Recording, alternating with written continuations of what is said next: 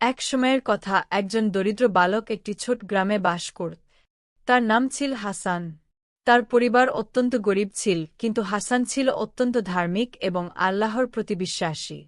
একদিন সে বাজারে একটি আম কিনতে গিয়েছিল। বাজারে গিয়ে সে দেখে তার পকেটে টাকা নেই। হতাশ হয়ে সে দোকানদারের কাছে গিয়ে বল, চাচা, আমি আজ একটি আম কিনতে চাই, কিন্তু আমার কাছে টাকা নেই। আমি কি পরে টাকা দিয়ে দিতে পারব?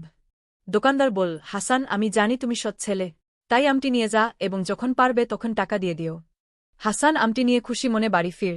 কিন্তু বাড়িতে এসে তার মা বললেন, হাসান, আমাদের কাছে তো কিছুই নেই, তুমি দোকানদারকে টাকা কিভাবে দেবে? হাসান আত্মবিশ্বাসের সঙ্গে বল, আম্মা, আমি আল্লাহর উপর ভরসা করি, তিনি নিশ্চয়ই আমাদের সাহায্য করবেন।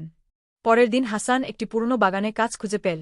কাজটি করে সে কিছু টাকা পেল এবং সেই টাকায় সে দোকানদারের ঋণ শোধ করল। দোকানদার তখন বল, তোমার এই সত্তা এবং আল্লাহর প্রতি ভরসা আমাকে মুগ্ধ করেছে। আমি চাই তুমি আমার দোকানে প্রতিদিন কাজ করো। হাসান সেই কাজটি গ্রহণ করল। তার ঈমান এবং সত্তা তাকে একটি ভালো জীবন দিতে সাহায্য করল।